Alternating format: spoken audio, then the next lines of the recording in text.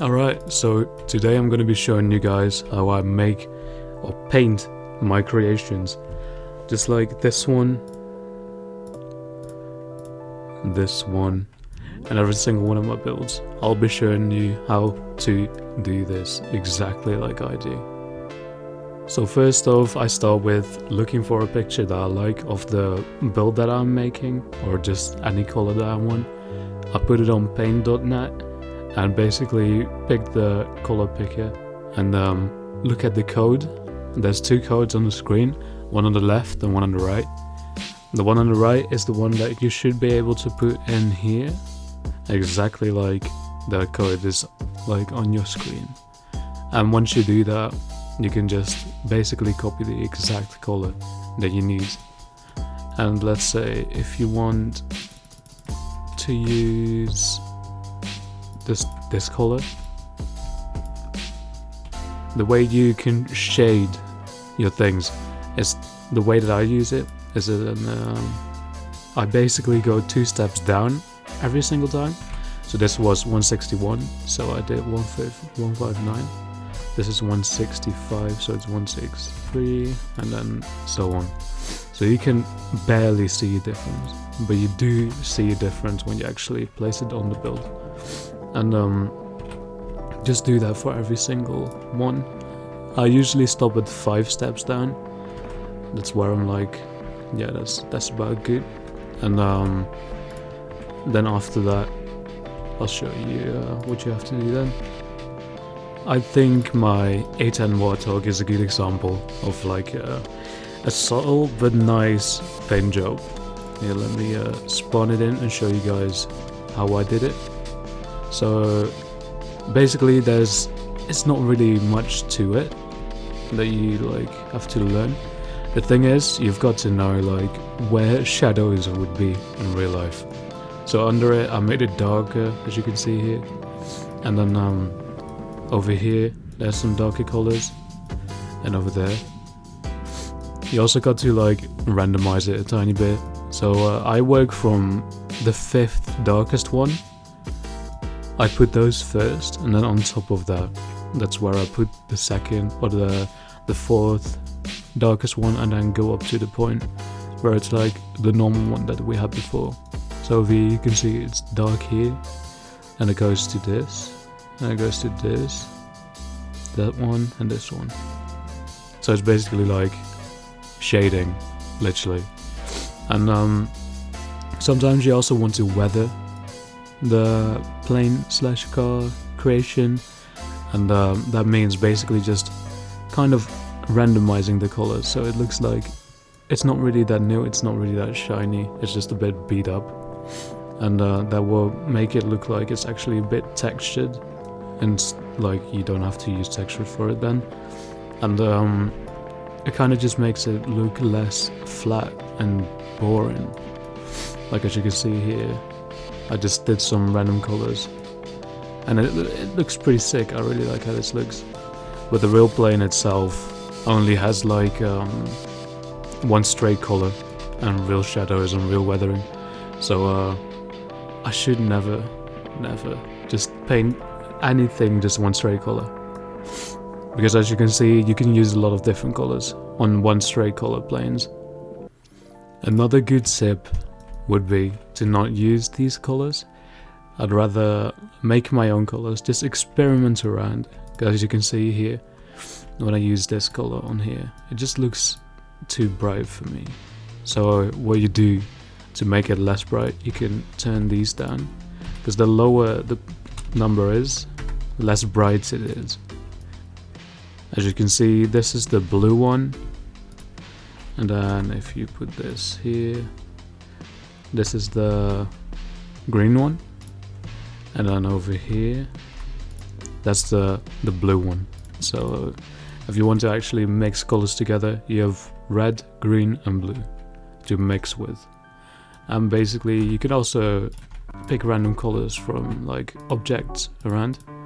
You can even do the air, if I'm correct. I've done it before, but sometimes it just doesn't work.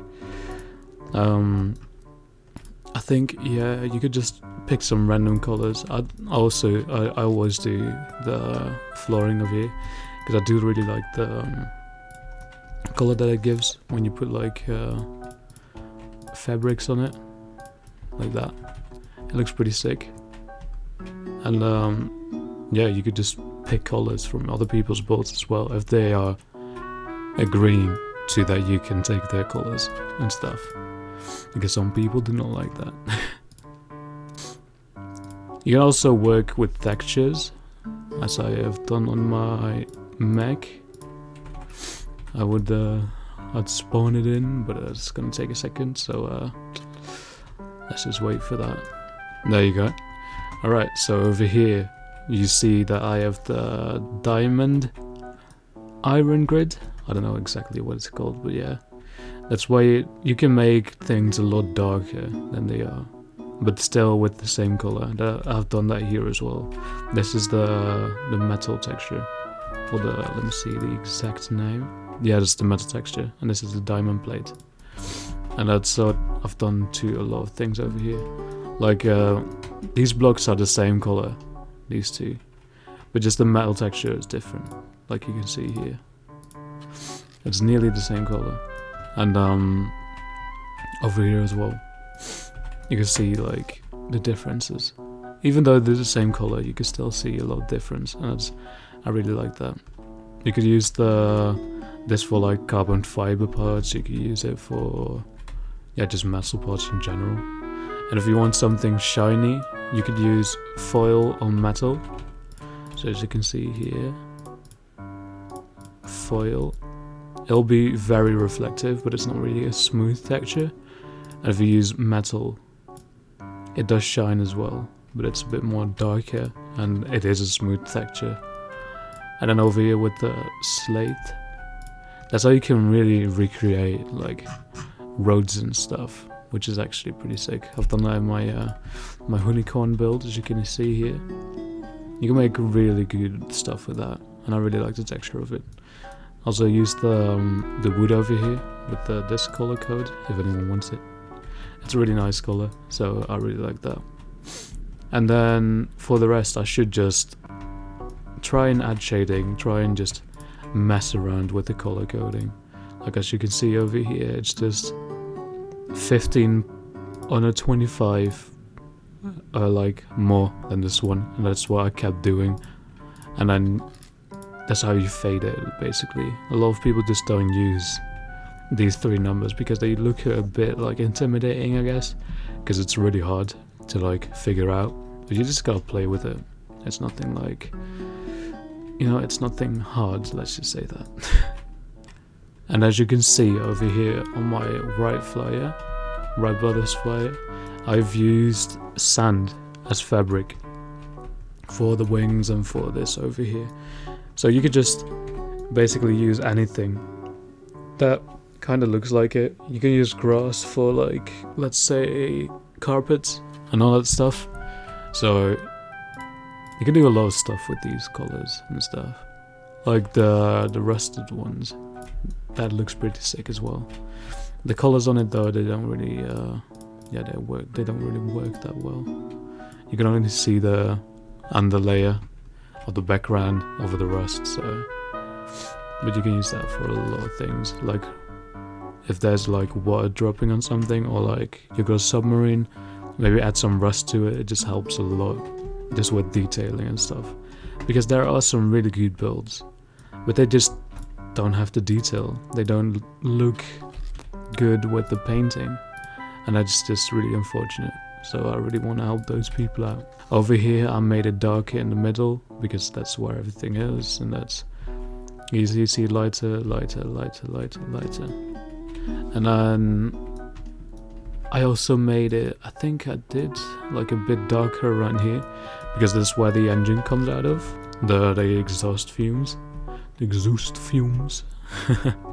And that's what you can look out for as well. If there's any wet spots, you can make those darker, because wet things do get darker. And you could also make spots darker around like exhausts to make it look like there's actually like smoke coming out of it. And just like jet engines as well, just like at the back make it darker, so it looks like there's actually been fire there and stuff. So that's actually like some pretty good tips that you can use pretty well. And I'd love to see what you guys can do with that. But I think that's about right for this video. Well, I hope you guys learned something. It's not really that hard of a video because, yeah, the painting, it's basically pretty easy. You just gotta be creative and know what you're doing. And yeah, I hope you guys enjoyed it. And I'll see you guys in the next video. Cheerios.